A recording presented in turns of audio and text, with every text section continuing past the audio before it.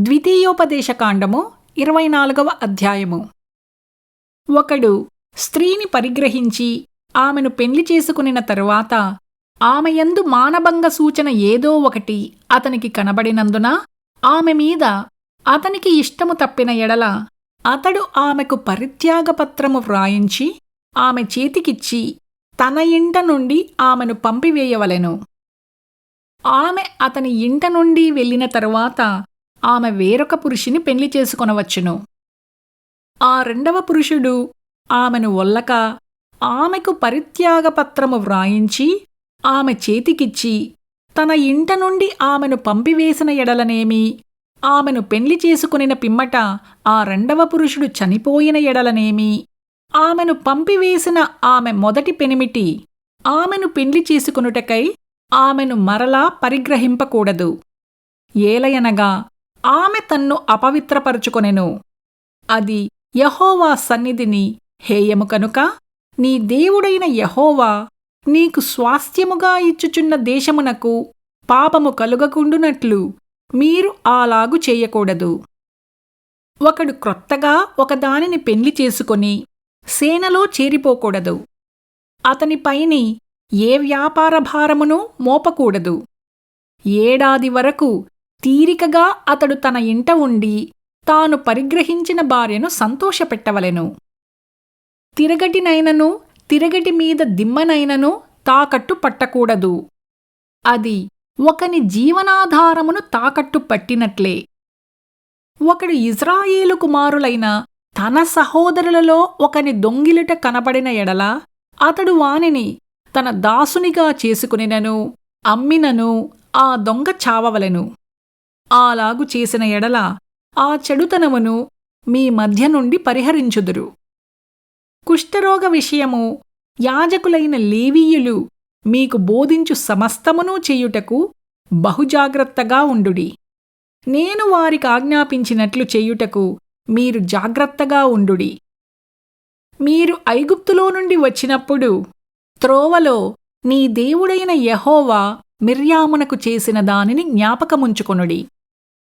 నీ పొరుగువానికి ఏదైనను నీవు ఎరువిచ్చిన ఎడల అతని యొద్ద తాకట్టు వస్తువు తీసుకునుటకు అతని ఇంటికి వెళ్ళకూడదు.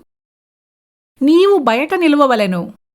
నీవు ఎరువిచ్చినవాడు బయటనున్న నీ యొద్దకు ఆ తాకట్టు వస్తువును తెచ్చి ఇచ్చును. ఆ మనుష్యుడు బీదవాడైన ఎడల నీవు అతని తాకట్టును ఉంచుకొని పండుకొనకూడదు.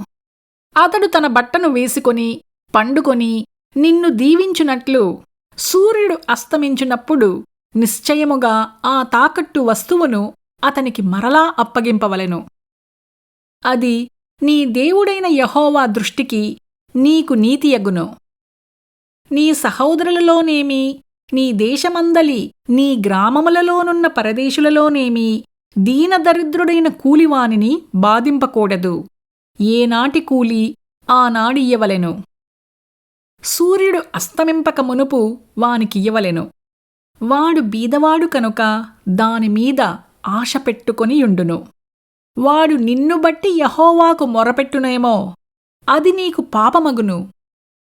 కుమారుల దోషమును బట్టి తండ్రులకు మరణశిక్ష విధింపకూడదు. తండ్రుల దోషమును బట్టి కుమారులకు మరణశిక్ష విధింపకూడదు. ఎవని పాపము నిమిత్తము వాడే మరణశిక్ష నొందును. పరదేశికే కాని తండ్రిలేని వానికే కాని న్యాయము తప్పి తీర్పు తీర్చకూడదు.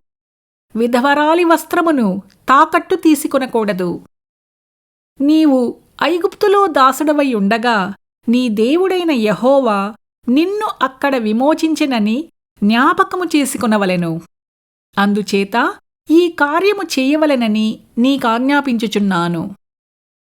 నీ పొలములో నీ పంట కోయుచున్నప్పుడు పొలములో ఒక పన మరచిపోయిన ఎడల అది తెచ్చుకునుటకు నీవు తిరిగిపోకూడదు.